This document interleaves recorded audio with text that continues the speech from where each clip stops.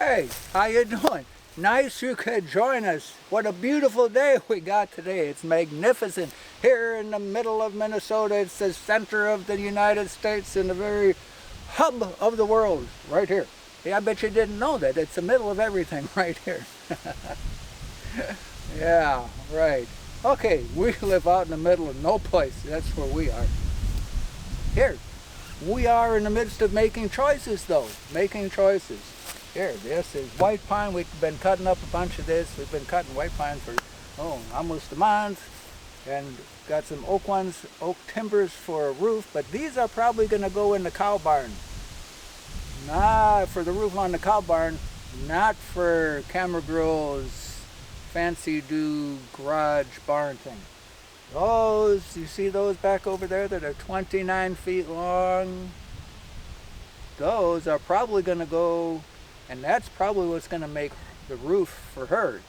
These four that we took out of that we cut last fall with the level guided chainsaw and trued them up on the, you're going to see how these got trued up and cut in just a few minutes, if I quit rambling here, how we cut these on the sawmill. And I think we can actually do, for all practical purposes, and I don't want to do stuff that is out of reach for you. Now, some of you got sawmills and you can make that work great, but you can do this good or better with just a planer. Yeah, actually, because this is something we did on a log home. I got to thinking about it. We did it back in the early 80s, okay? I'd kind of forgotten about it until I was doing some of the stuff. I go, I've been here before. And I had kind of forgotten about it because that was a long time ago. But it was one part of the project and I needed something, and I just taped a level to the handle on the chainsaw and cut up the rafters for the house, because we just took poles that were about so big and just split them right in half and used one half on one side and put the counterpart matching on the other side of the house. And they were like 25 feet long and they flop, and it just worked perfect. Anyhow, you see this one and how we work through that. But on those, we're probably going to do those with a handheld planer, and you'll see just how easy it is to do it perfect. And we're going to leave some of the chainsaw character in there, but we're still going to do it perfect. And we're going to put those eventually into Camera Grill's new barn.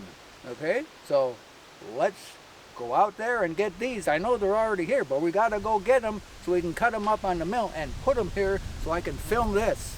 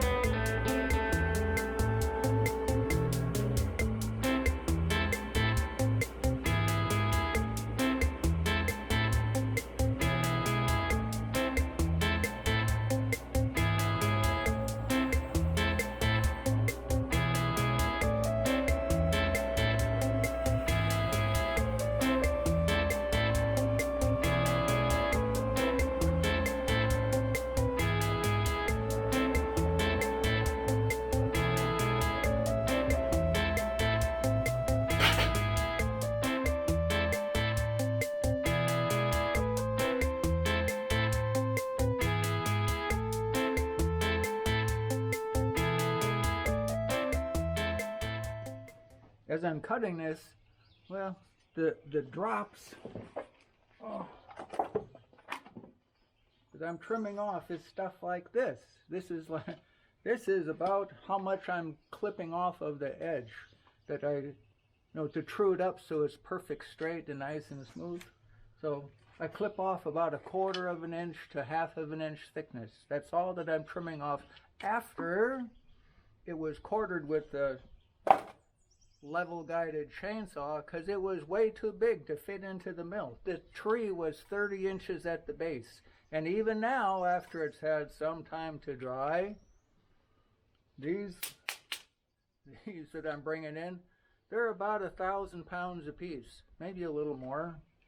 So what I'm doing, okay, bring it down to, so it's basically 11.5 inch square. 11.5? From there to there, 11.5 inch square.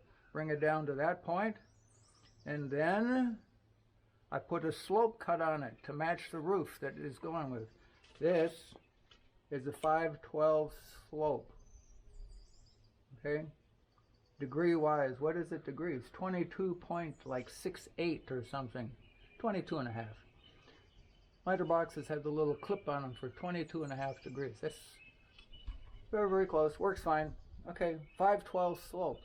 And I'm cutting a 5/12 slope on the top of these, and we will show you when we get there. Not much waste, because it just barely cleans up at the 11.5 inch.